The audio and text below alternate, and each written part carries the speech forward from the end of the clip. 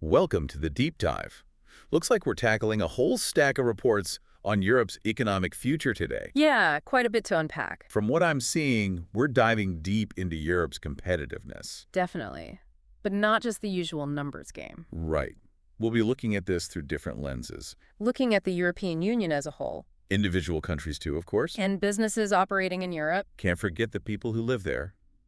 The citizens of Europe. Absolutely. Their perspective is crucial. So a multifaceted deep dive then. Exactly. What makes this really interesting is that Europe is, in many ways, a leader. Oh yeah. How so? In sustainability. Okay, I can see that. And in inclusion. They do seem to prioritize those things. They do. But here's the thing. Their growth, it's lagged behind the U.S. in recent years. Interesting. So it's like they've been focusing on building a really nice house. Exactly. With all the best features, Eco-friendly. Everyone inside is comfortable. Yeah, the well-being is prioritized. But maybe the foundation isn't quite as strong as it could be Ooh, I like that analogy. to handle those global economic storms. Right. You got it. Yeah. It's like they've chosen a different path to success. Yeah. But now, this new global landscape, it's putting pressure on that model. Makes sense. Yeah. So the reports highlight some specific areas where Europe is being challenged. Yeah. 7 key areas, actually, Huh. where Europe's competitiveness is under pressure. 7. Okay, let's hear them. Innovation, Okay. energy, Got it. capital, Makes sense. supply chains, Hmm. talent, Of course. size, Interesting. and competition. Okay, so these are like pressure points on that house we're talking about. Exactly. Each one could lead to, well, cracks in the foundation if they're not addressed. So out of all these reports and all this data, what's the thing that surprised you the most, or maybe worried you, about Europe's competitive landscape? It's not just one single thing. It's the way these challenges are all interconnected. They all tie together somehow. They do. Take innovation, for example. Oh, innovation. Europe, they have this strong history of innovation, right? Yeah, especially in industry. Exactly. But in some of these newer fields, they're falling behind. Well, like which ones? Artificial intelligence, for one, Yeah. and quantum computing, despite, excelling in areas like clean technologies. It seems like everyone's talking about generative AI these days. Yes, a hot topic. ChatGPT and all that. It's growing so fast. Hmm. But the report, it says that Europe's investment in this area, it's tiny compared to the U.S. It is. Just in 2023 alone, the U.S. put in over 10 times what Europe did into generative AI. 10 times. Wow. And that shows up in the numbers of successful AI companies. I bet. The U.S., 35 scaling up. And Europe? Just 3. That's a huge GE difference. Why is that? Is it simply about money? It's more complex than that. I mean, Right. Europe might be dealing with unique challenges when it comes to fostering AI innovation. Like what? Regulations on data privacy, which, are generally good. Right. Protecting people's information. Exactly. But it might make it harder for European companies to develop AI applications. Because AI often needs tons of data. Yeah, massive data sets. Okay. And then there's the question of risk appetite. Risk appetite. Yeah, European investors, they might be more hesitant to put money into these new technologies. Compared to investors in the U.S. Exactly. They're a bit more cautious. So it's like Europe is playing it safe, Kind of. while the U.S. is, betting big on AI. Yeah, you could say that. But that could hurt Europe down the line. Potentially. Yeah. They're trying to find a balance. Yeah, it's a tough They want to encourage innovation, Of course. but without compromising their values. Right, responsible development of these technologies. Right. So that's innovation. What about energy? Energy, that's a hot topic, literally. It's been all over the news. For good reason. Europe has enjoyed, affordable energy. Yeah, for decades. Right, but their dependence on certain imports, particularly from Russia, Oh, that's come back to bite me. big time. The conflict in Ukraine, it really exposed how fragile that system is. And sent prices skyrocketing. Exactly. So now they're in a bind. Over-reliant on sources that are either unreliable. Or politically risky. Exactly, and that's hurting everyone. Businesses and regular people. Yeah. Think about it. Between 2020 and 2022, industrial power and gas prices Let up. more than doubled. Ouch. And that's before we even factor in the impact on individual households. So this raises some serious questions about Europe's energy security Right. and their ability to compete when energy costs are so up and down. It's a major concern. So we've got innovation and energy, two big pressure points. 2 down, 5 to go. Oh boy. What's next on the list? Well, if we stick with that house analogy, you need capital to build anything. Yeah, the money make it happen. Right. For years, Europe had low interest rates. Well, any capital flowing around. Exactly. And that kind of masked the fact that European companies, their returns were lower. Compared to companies in the U.S. Right. But now, with interest rates going up and the need to invest in, the green transition. And all this new technology. Right. This lack of capital, it's becoming a real problem. So the easy money days are over. Pretty much. And Europe needs to become a more attractive place for investors. That's the key. Capital expenditure by large European companies, it actually went down. Really? Yeah, between 2015 and 2022. While U.S. companies were increasing theirs? They saw a 30% increase. And a lot of that was in tech. So by 2022? U.S. corporate investments were 60% higher than in Europe. Wow, that is a big difference. So is it that European companies are being more careful? Or maybe they just don't see the same opportunities? It's probably a bit of both. There's the perception that Europe is riskier. Okay. More regulations, more complex to do business across different countries. And maybe even a cultural thing. Yeah, different attitudes towards risk. So capital, or the lack of it, is another crack in the foundation. Another one, yeah. What's the next challenge we need to dig into? Supply chains. Supply chains. Historically, Europe has been really open to global trade. Even more so than the U.S. or China. Right. But with all the geopolitical stuff happening, they're having to rethink that. It's like they realize they've been getting some of their building materials from, unreliable sources. Exactly. It's all about managing risk now. We're seeing this global shift, right? Toward regionalization. Nearshoring, yeah. Companies want their supplies closer to home, just in case. Makes sense. Less disruption that way. The number of trade restrictions affecting EU countries tripled between 2012 and 2022. Wow, tripled. It's getting tense out there. And this is especially worrying for certain goods. Like what?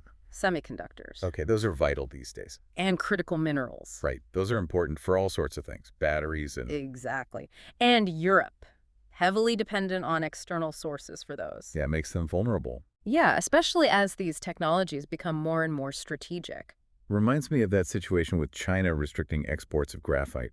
Ooh. Yeah. That's a key component for EV batteries. Perfect example. Europe needs to find a way to, diversify. Get those supplies from more places. Right, but without becoming protectionist. Yeah, shutting themselves off from the world wouldn't be good. Not at all. They need to build resilience, but without giving up on free trade. Right, free trade has been good for them. It has. Finding that balance is the real challenge. Okay, so we've got 4 pressure points so far. Innovation, energy, capital, and supply chains. This is getting intense. We're just getting started. Oh boy. What's next? Talent. Of course. You need talented people to build anything. A house, an economy, whatever. Oh, exactly. And Europe's facing a bit of a double whammy here. Oh, how so? Well, first, they need to reskill millions of workers. For the green transition and all the automation coming. You got it. And second, they need to attract top talent in those cutting-edge fields. AI and all that. Yeah, the areas where they're already lagging behind. It's not going to be easy with all those tight labor markets. No. And the population getting older. Job vacancy rates are at record highs. Right. And the EU's working age population, Yeah. it's projected to shrink a lot by 2040. So it's like they're running out of bricks to build with, That's a good way to put it. just when they need to expand and renovate. The report even points out that job switching is much less common in the EU than in the US. Job switching. Yeah, it's usually a sign of a dynamic labor market. People moving between jobs, trying new things. Right. And it's twice as common in the US. So European workers are less likely to switch jobs. Or relocate for better opportunities. Maybe that's a cultural thing, Could be. Or maybe it's regulations or social safety nets. whatever the reason. It suggests that Europe's labor market might not be flexible enough.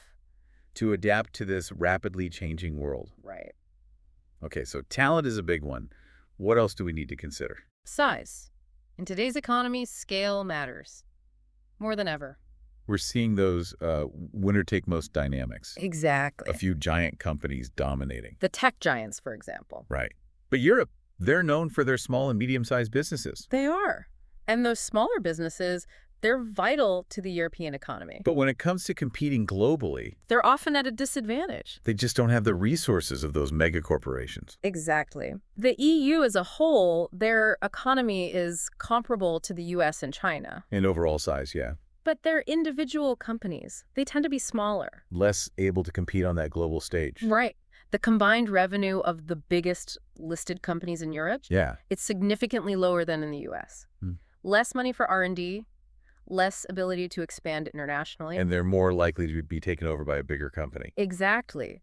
The report suggests that European companies would need to, well, almost double in size. Double to Yeah. match their U.S. counterparts. Yeah, that's a tall order, but it highlights the challenge they're facing in this era of mega corporations. So they need to encourage growth Right. and maybe some consolidation. Without stifling competition or creating monopolies. Right, right. Tricky balance.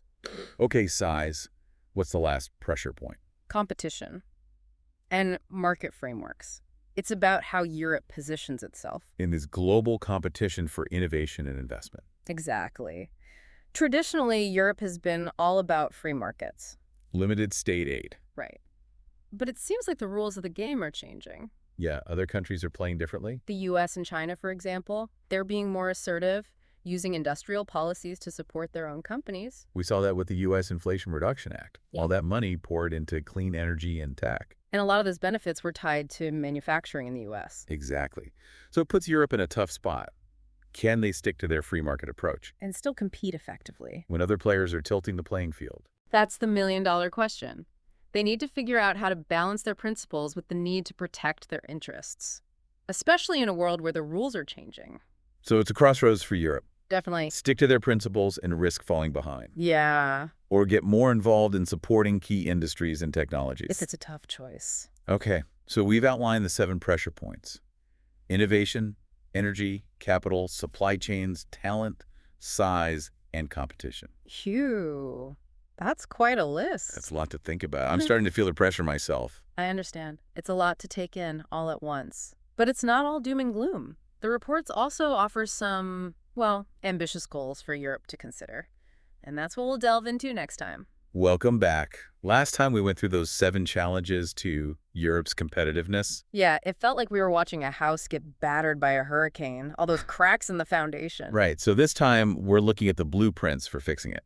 Okay, so what's the plan? Do the reports offer any solutions? They do. And they're not just talking about little tweaks here and there. So big changes then. Big, ambitious goals. Stuff that would require Europe to change how it operates. All right, I'm all ears. Yeah. Hit me with some of these bold ideas. Let's start with innovation.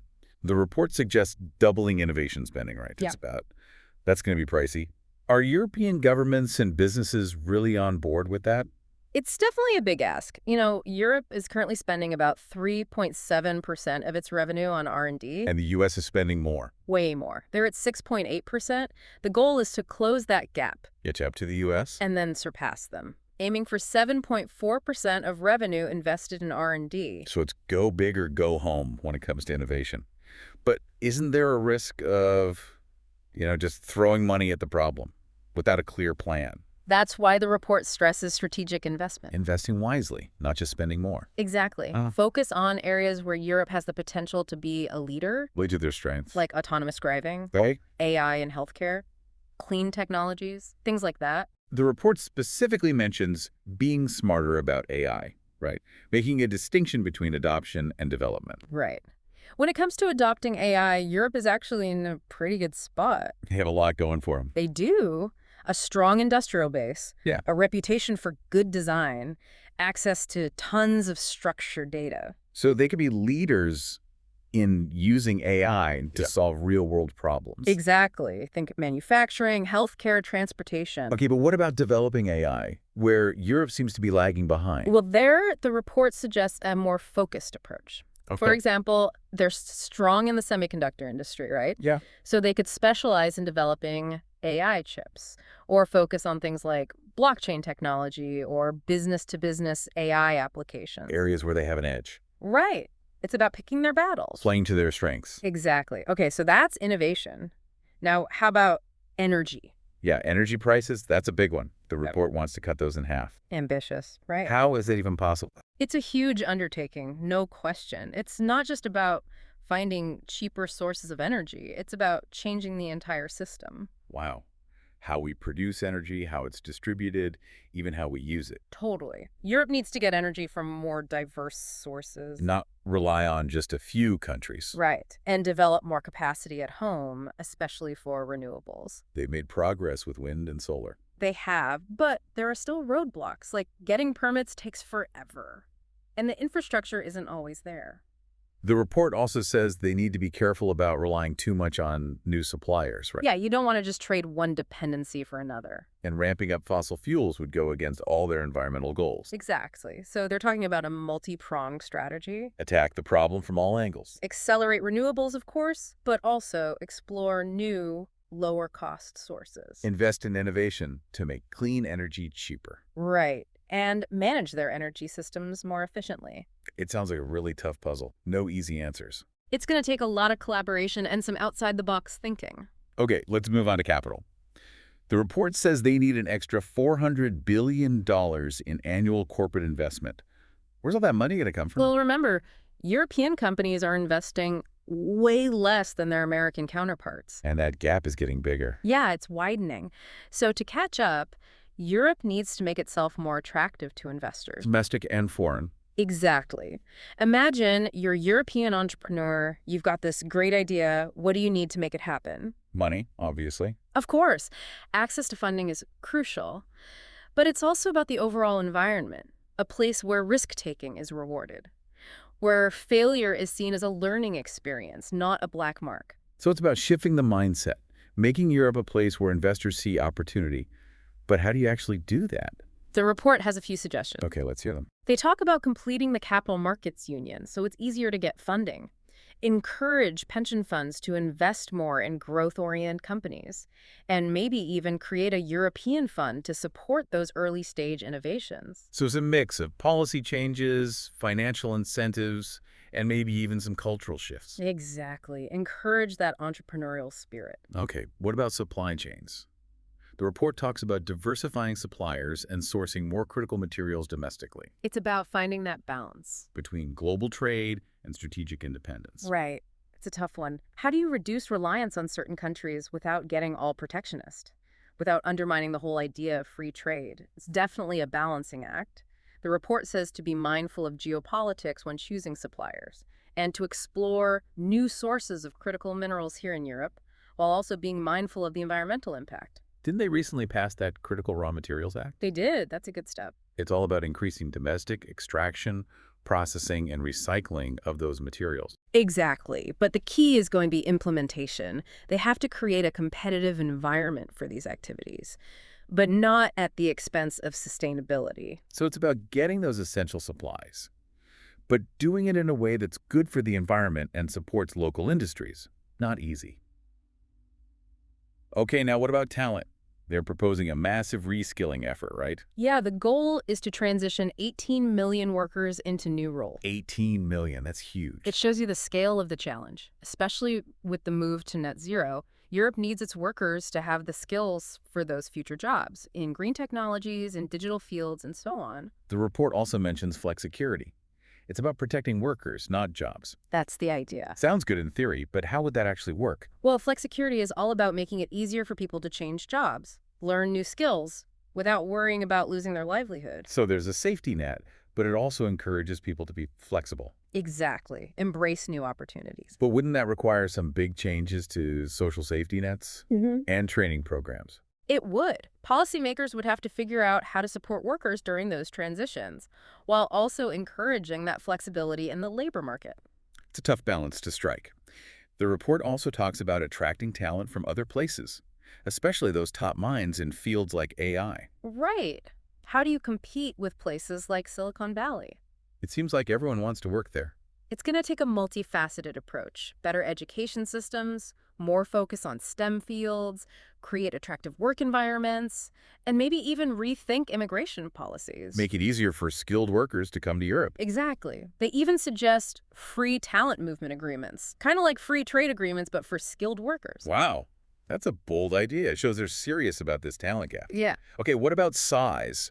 The report wants to double the average size of European companies. How is that even possible? Well, it all comes back to the importance of scale in the global economy. Bigger companies have more resources. More money to invest in research, expand to new markets, and ride out those economic downturns. Right. But to get there, they'd need to make some big changes. So what are they proposing? A few things. One is to finally complete that single market. Remove all the remaining barriers to trade within the EU. Exactly. Another idea, even bolder, is to create a 28th regime. A 28th regime, what's that? Imagine a set of business rules that apply across the entire EU.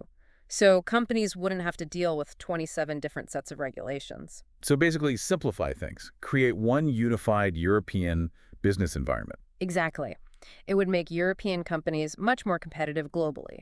It sounds ambitious, but I can see how it would work. Okay. Last one. Competition and market frameworks. The report says Europe needs to adapt to a world where industrial policies are back in style. This is a tough one for Europe. They've always been champions of free markets, limited government intervention, But now they're feeling the pressure to get more involved, like the US and China are doing. supporting their key industries and technology. It's a real dilemma. On the one hand, government support can mess things up. Distort markets, create unfair advantages, But on the other hand, it can help level the playing field. and help those strategic industries to grow. So what's the answer? The report doesn't give a clear-cut solution. It just emphasizes that they need to carefully consider the trade-offs. Find that balance between their free market ideals and the need to be competitive. Right. In a world where the rules are changing. So Europe is facing some tough choices. Definitely. Sticking with the status quo isn't an option. But going for these bold goals means making some difficult compromises. That's why the report stresses the need for everyone to work together.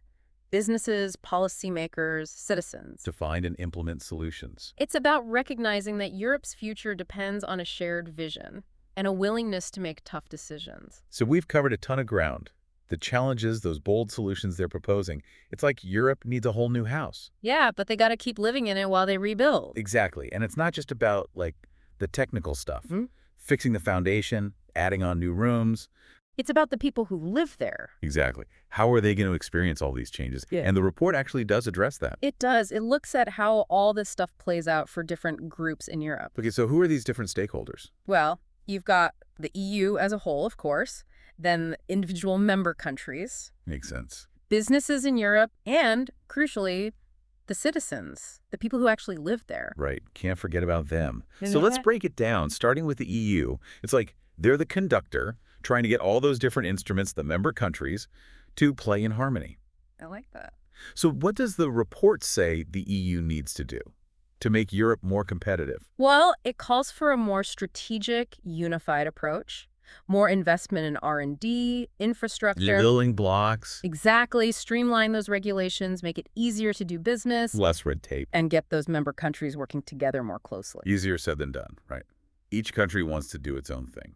That's the challenge. They all have their own priorities, their own interests. Might not want to give too much power to Brussels. Yeah, Brussels being the EU headquarters. Exactly. But the report argues that this more unified approach, it's essential if Europe wants to compete on the global stage. It's like telling the orchestra, hey, if we want to win this competition, we got to play together. Make beautiful music together. Okay, so that's the EU's role. What about businesses? Where do they fit into all of this? Well, they're the ones on the front lines, right? Dealing with these challenges day to day. Exactly. They're the ones who have to innovate, adapt to all this new technology, and figure out how to navigate this crazy global landscape. They can't just sit around waiting for the EU to create perfect conditions. They got to be proactive. Right. The report urges business leaders to be bold, invest strategically, and work together, both within and across industries. Take ownership, find solutions. Don't wait for the government to fix everything. Are there examples of companies already doing this? Oh, absolutely. There are companies forming these joint ventures. Pooling their resources. Exactly. Sharing expertise in areas like battery development, AI research. They're realizing that collaboration can be a powerful tool. Especially when you're facing these huge systemic challenges. So it's about moving beyond that old us versus them mentality. Yeah. Working together to solve the big problems. Okay, now let's talk about the most important group, the citizens of Europe. How is all this going to impact their lives? What's the point of all this competitiveness if it doesn't make life better for the people. That's the ultimate goal, right. And the report acknowledges that. It argues that a more competitive Europe is essential for ensuring a high quality of life. More jobs, better incomes, affordable energy, good healthcare, all those things that allow people to thrive. But let's be realistic. Some of these changes are going to have downsides, right? Some people are going to lose out. What does the report say about that? It's honest about the fact that this transition to a more sustainable, tech-driven economy, it's going to be disruptive.